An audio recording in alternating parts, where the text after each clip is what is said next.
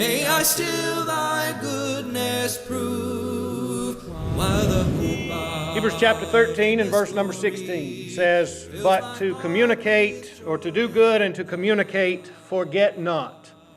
For with such sacrifices God is well pleased." In the course of this lectureship, this is one of 5 practical things that we're told not to forget. The Hebrew writer had spent a lot of time emphasizing the superiority of the New Testament and the way of Christ over that of the law of Moses, encouraging them not to return to that way of the old law, but to remain with the superior product, the superior lawgiver, the superior messenger of God, the superior system, a system of faith.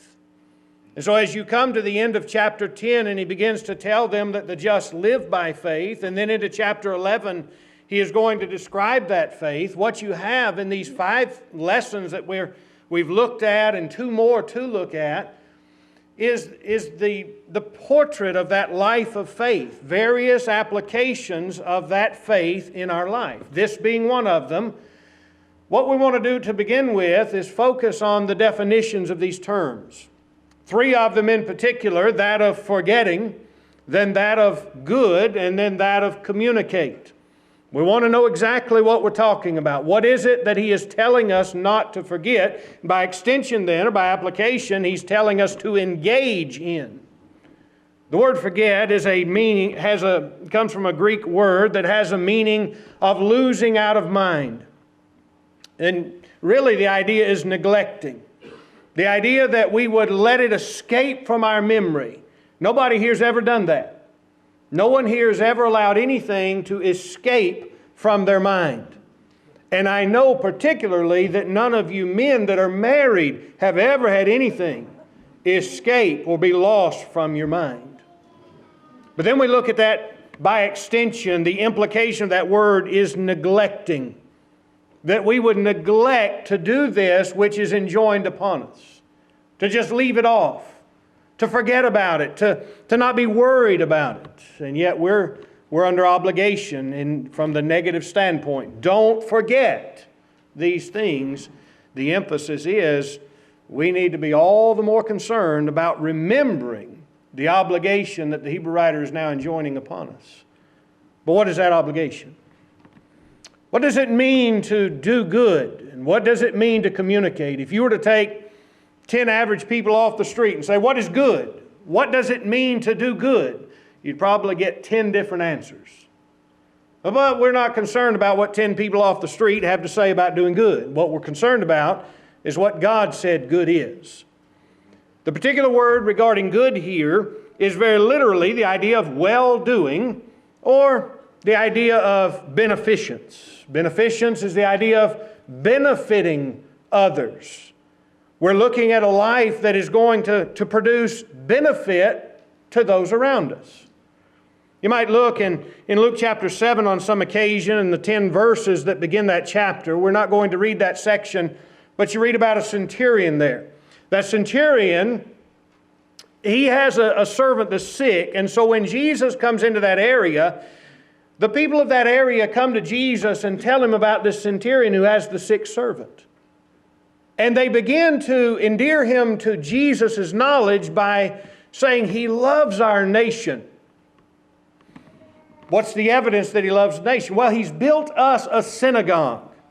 He's provided us a place of gathering where a focus on God's Word can be had, where the Scriptures can be read on the Sabbath day, where a discussion of those Scriptures can be had on the Sabbath day. He has provided us a place. Now, the centurion is not a Jew. He has not necessarily an affection for the law of Moses and the religion of the Jews. But he has showed beneficial activity toward them. He has built them a synagogue. He has provided a benefit to them. Now, whether he provided the material, whether he provided the labor, whether he engaged in the activity of his own hands, I'm not sure. But I know that the synagogue was a product of the good that the centurion did. And that's why those Jews of that area came to Jesus and said, look what he has done. Of course, we all know of Dorcas in Acts chapter 9 when she had died. And those widows about that area come to Peter and they begin to show the coats and the garments that Dorcas had made. She had, through her life and through her efforts, benefited others. And so with those two observations from the book of Luke as well as the book of Acts, we can kind of understand what we're talking about, doing good. Something that is going to benefit other people. I know that's foreign to our society in this day and time, which is a me society. Very selfish society, at least in general and on a whole. I'm in agreement with what Dad said a moment ago. There's still a lot of good hearts left. There's still a lot of good people who will do good things. But as a whole, in general, the portrait is generally painted of a very selfish people. And so to find that one who does good, who is going to supply a benefit to others, may seem rare. But we have an example in the centurion and Dorcas. Then we move to the word communicate. The word communicate is from the Greek koinonia, which if you've ever studied or heard studied or presented lessons on fellowship, you'll know that word is part of that discussion. And here it's translated communicate.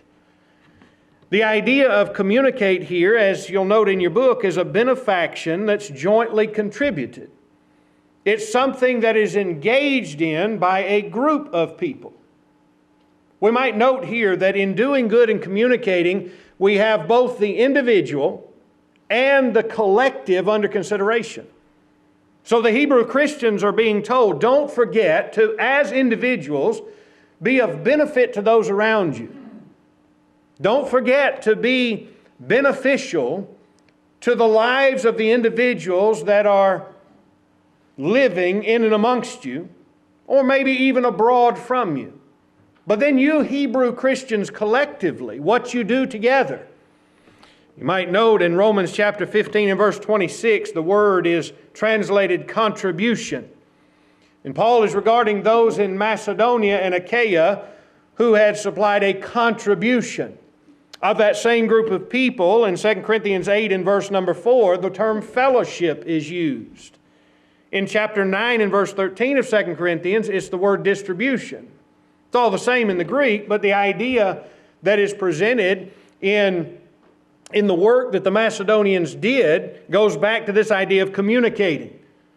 It was mentioned in the previous lesson from 2 Corinthians chapter 8 how those of Macedonia out of their poverty had come together with a collection for the saints, intending to send relief by the hands of the Apostle Paul in order to help those that were in need. And so collectively, working together as a group of people, they brought together a supply to benefit others that were in need at the time. So that's what we're talking about. Forget not, don't let it slip from your mind, don't neglect this responsibility of doing good and communicating individually. Each of us as individuals have to consider this, but each of us collectively being brought together need to consider this, whether it's our congregation, whether it is collectively as a group of congregations, that we have a responsibility to be beneficial one to another, to help one another, to consider one another and what is good. Now, just to that end, it's not a note in the lesson outline, but in Philippians chapter 2, when you deal with the mind of Christ that Paul was encouraging the Philippian brethren to have, this is one of the thoughts that is there in mind. As you look not every man on his own things, but every man also on the things of others. You begin to look and you see how you can be a benefit to others the same way Jesus looked upon you and thought, how can I benefit you? What is man that thou art mindful of him? The Son of Man that thou visitest him, from Psalm chapter 8, quoted also in the book of Hebrews in dealing with Jesus. What is man that thou art mindful of him? The Son of Man that thou visit him. The word visit carries a similar thought That God would look upon our condition. He would look to see where we are at. So what does man need? That He would be considerate of what I have need of what you have need of, what we collectively have need of. That's what the Hebrew writer is telling us to be reminded of. Don't forget that we need to be looking about ourselves and those around us, and maybe those at distant places. What do they need? How can I be of benefit to them? We have our words defined, but it's one thing to know what we're supposed to do. It's a whole other thing to know how to do it. We can define our terms, but let's think a little more specifically. How can we be beneficial to others? How can I accomplish this? I don't want to forget it. I don't want to lose it out of my mind. I don't want to neglect to do good unto others. So how can I do it? Well, in the thoughts of Scripture, we can maybe develop two lines of categories. We can talk tangible, and we can talk intangible. In your lesson outline, under number 2, letter B, there's a number of things there that regard financial good. All of those points regard the tangible aspect of being beneficial to others. The thing about that is, we just had a sermon dealing with remembering the poor. And so the idea of tangible goods that we might be able to supply in one respect, in the remembering the poor, supplying for those who are in need, well, that's covered in that lesson. There's other aspects of it. I think about Brother Ron Gilbert, who just led us in the song, and his mission work. Back in January, I'd received a packet of information regarding the work planned for this year, I believe it was, and all of the mission efforts that they needed, and the support that they needed for that. How could we benefit people in those areas where he is going to be going, or he is organizing efforts to go? Well, certainly there could be a beneficial support. Not necessarily are we thinking in terms of helping the poor, but in the terms of the preaching of the gospel. There can be a benefit in supporting a work such as that, where men are going to extend the call, the invitation of the gospel to those who haven't heard it. There may be other ways in which we can benefit people in that regard of tangible goods, tangible assets. You think about in Acts chapter 4, when these Christians, having first heard the gospel, and there is a group of them still in the city of Jerusalem. And no doubt many of them hadn't planned to stay as long as they had.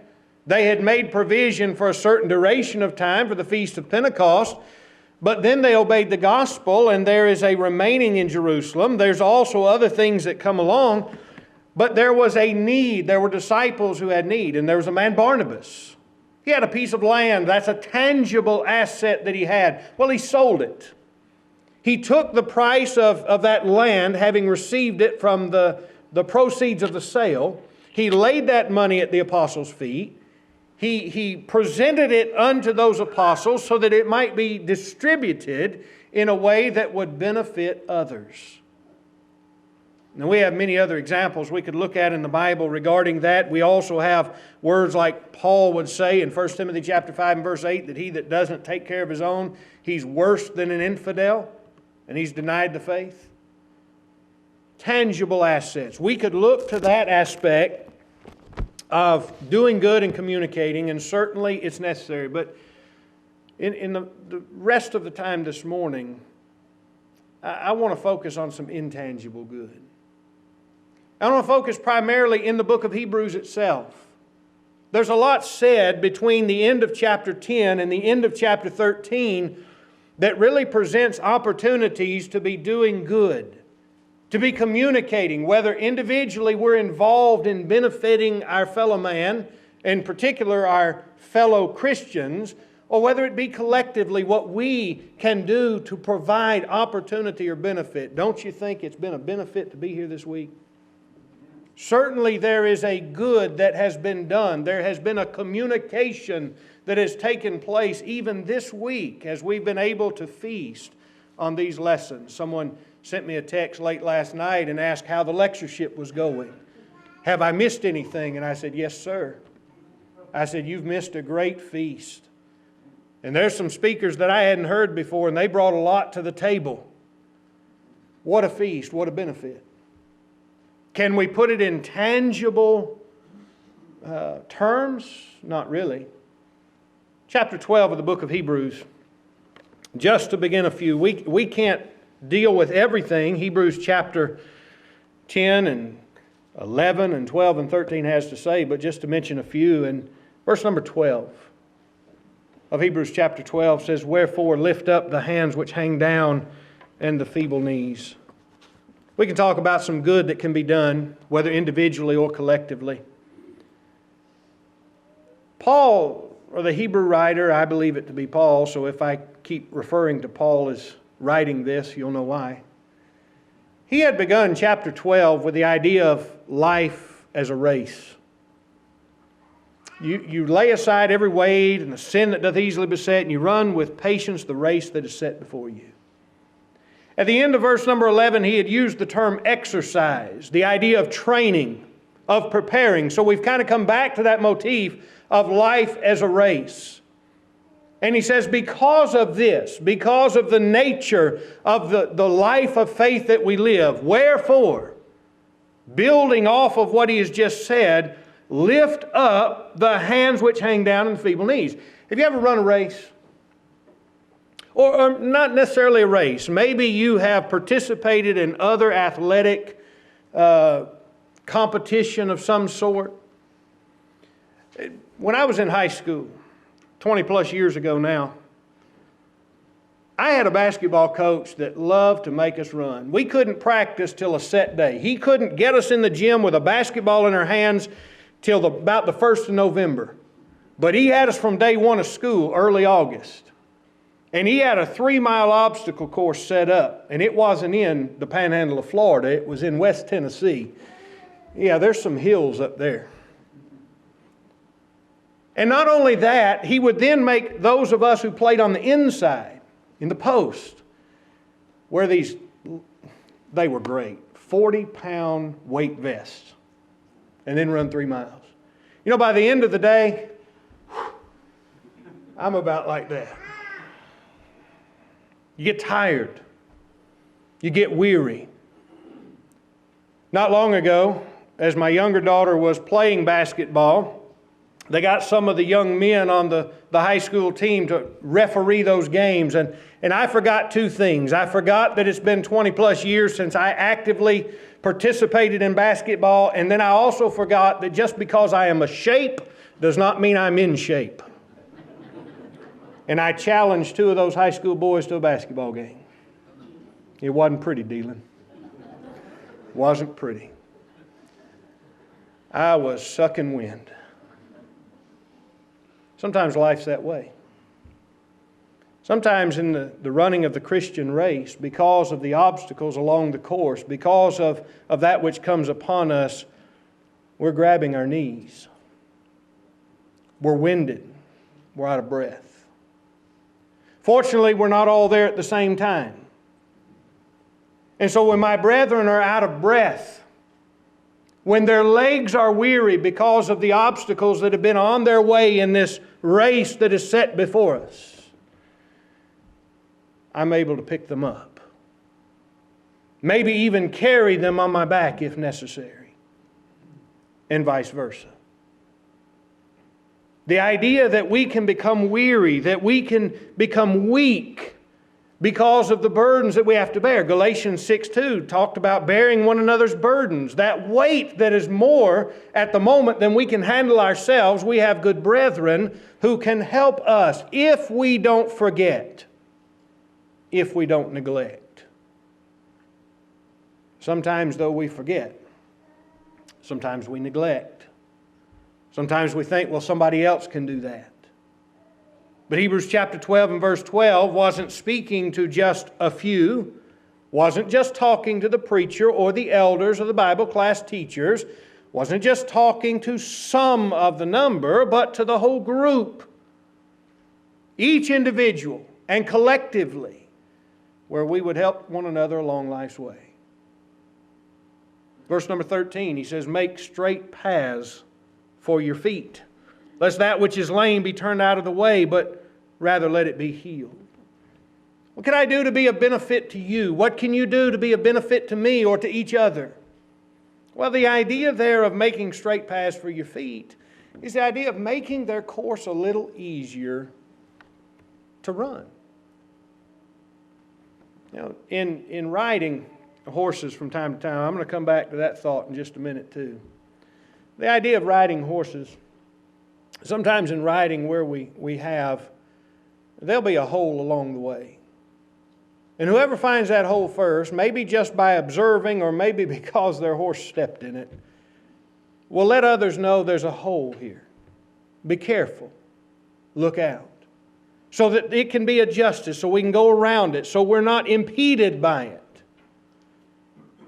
Sometimes we can let our brethren know about the difficulties or even remove those difficulties if we can.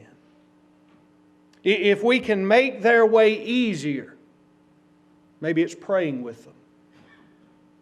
Maybe it's putting our arm around them. Maybe it's just being there with an ear that is willing to hear, but with a mouth that is closed, unwilling to gossip about what we hear. But he says, make straight paths for your feet. We want to do what we can so that those others around us running this race, living this life of faith, that they're not tripping over obstacles, injuring themselves along the way, and even getting off the course. Verse number 14. It says, follow peace with all men and holiness, without which no man shall see the Lord. Seek peace. You're familiar with Romans chapter 12 and verse 18. As much as lieth in you, you give it the very best efforts you can to live at peace or to live peaceably with all men. Romans chapter 14 and verse 19, the idea of following after things which make for peace. That word follow after is from a word in the Greek that, as I understand it, I don't know a lot about Greek, but there's just a little over 30 occasions where that Greek word is used in the New Testament. The majority of the times that word follow, which from the Greek word, that Greek word being used, is translated persecuted or persecute. I think that gives us a little better idea of what we're talking about. Follow after. We persecute it or we pursue it. We are seeking to have peace. We're after it. And so he says, follow peace with all men. We're seeking to have peace. We want to be at peace with others. Let me tell you about a horse named Bullet. He was a gift, so I never look him in the mouth. You can explain that later if you need to. Bullet, when I first got him, didn't know much about him. I was told he had a good handle. So I was going to ride him, and we came to an impasse. I'm in the saddle. I'm trying to rein him to the left. We want to go left. And every time I give him that message to turn left, he'll shake his head. So when it didn't work just laying the rein on his neck, I gave him a little bit of pressure with my leg and my heel. Heel in the ribs. Shake his head no. Then I tug on that left rein a little bit. We want to go left. He shook his head no. Take a little switch. He still shook his head no. Didn't want to go to the left. We were at an impasse. We didn't have peace. You know what I did? I took his head. I wanted to turn left, and so I just turned him right. All the way around till we were facing left. And he went. Never said he was a smart horse. Well, now sometimes with brethren, we can stand there and we can tug at the rein and we can kick them in the ribs and we can hit them with a switch and we can be at an impasse. Or we just turn them all the way around. Of course, we're talking about matters of opinion, matters of expediency. But even sometimes with matters of doctrine, a soft answer turneth away wrath. And so maybe the way we go about it can help to preserve and create peace. Not that we're compromising the truth, but that we can win them to the truth. Sometimes we just need to turn them all the way around instead of keep trying to make them go left. Live peaceably with all men. Hebrews chapter 12 and verse 15 says, looking diligently lest any man fail of the grace of God, lest any root of bitterness springing up trouble you, and thereby many be defiled. Looking diligently. We're on the lookout. We're on guard. But under consideration is not just looking for yourself, not just looking out for your path, but also looking out for those around you.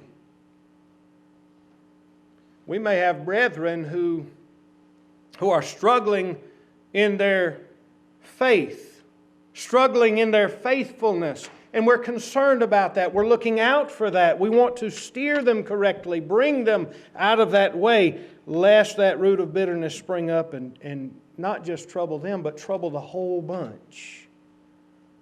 What can we do to be a benefit? Well, we can look diligently. We can be on the lookout for trouble before it happens or as it's beginning so that we can cut it off. Looking out for one another. In Hebrews chapter 13 and verse number 4, he said, marriage is honorable in all and the bed undefiled. We can respect the honorable institution of marriage. You say, well, we do. Several of you here have been married for years, I'm sure. I was talking to Brother Homer and Sister Norma yesterday. What was it, 63 years that they had been married. 63 years. I hope that my wife survives me long enough that we can be married 63 years.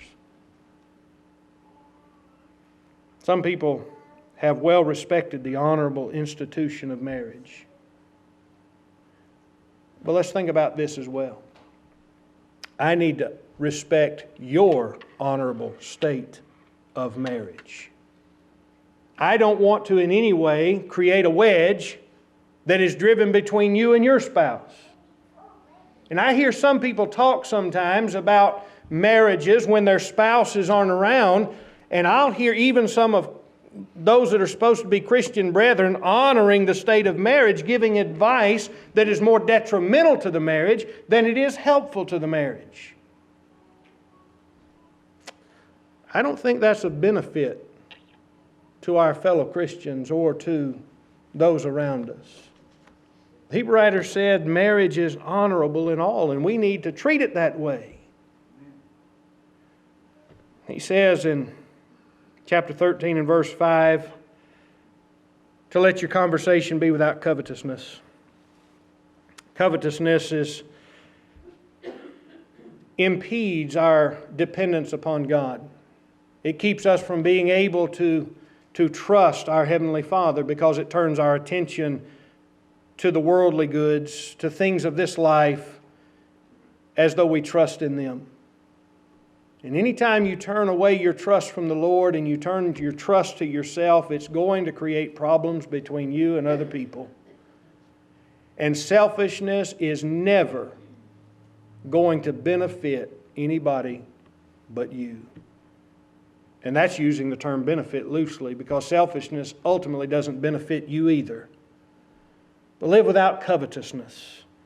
Call attention to God through your worship and service in life. Worship and service. Not just when you come together to worship, but even in your life of service and activity. Verse number 15, by Him therefore let us offer the sacrifice of praise to God continually. That is the fruit of our lips giving thanks to His name. That's just a smattering of things from Hebrews chapter 12 and 13 by which we may benefit. You can't put a tangible price tag on any of those things. Those are intangible, but certainly a benefit one to another. We're not to forget to communicate, to do good, whether individually, collectively. We need to be seeking that which is a benefit. One last thought I'd have you consider, though. I know there's 2 more points in the book. I want to think of a positive motivation. What would possibly motivate me to be concerned about what's in your best interest? At the end of verse number 16, he said, "For with such sacrifices God is well pleased." Isn't that motivation enough to know that God is pleased with you? I note in the book that idea of that word is translated good. It's only found in our text. The Greek word for good is only found in this particular text, but it's closely akin to a word in Matthew 25 and verse 21. If you're familiar with Matthew 25, which most of you probably are, you have the parable of the talents. And at the end of the parable of the talents, as those 3 individuals are accounting for their use of their talent, for 2 of them, the man with 5 and the man with 2, they are told, "Well done, thou good and faithful servant." How wonderful it would be to have God say, "Well done." Earlier in Hebrews chapter 12, there was a section beginning at verse number 5 down through verse number 11 where he talked about the chastisement of our Lord. And he introduced in there the idea of the chastisement of our earthly fathers. When I talk a lot about that, there were moments of chastisement of different degrees with my father. He might want to tell you about them. I don't. But there was one occasion when I was 16 years old, I came home with a haircut. And he had just had surgery that morning, minor surgery on his back. He was still I blame it on the anesthesia. He looked up at me and he said, "Son, that looks stupid. Go get it fixed."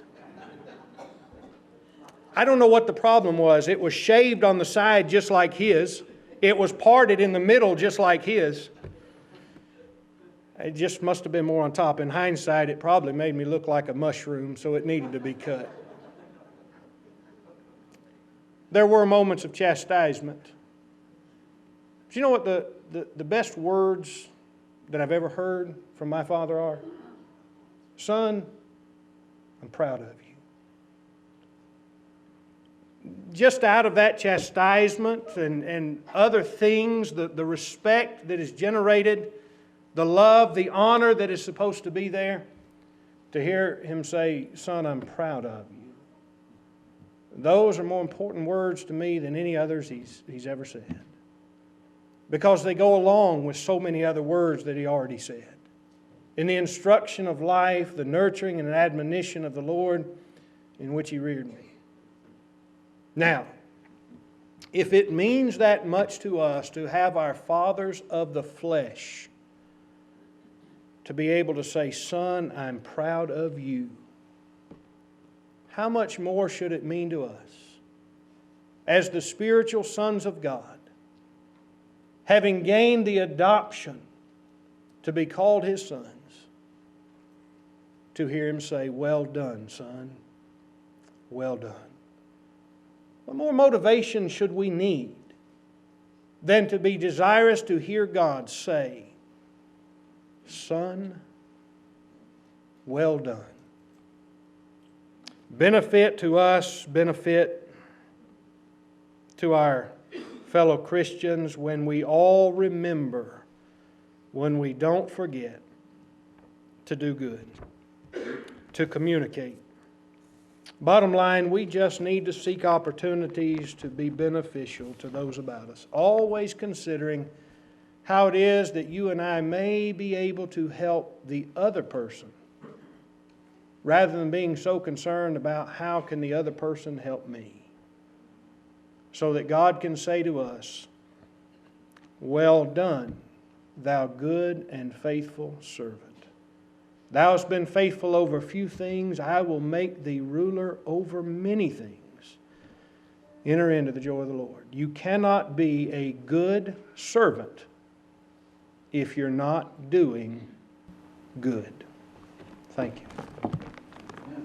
Teach me ever to adore thee. May I still thy goodness prove, while the hope of endless glory fills my heart with joy and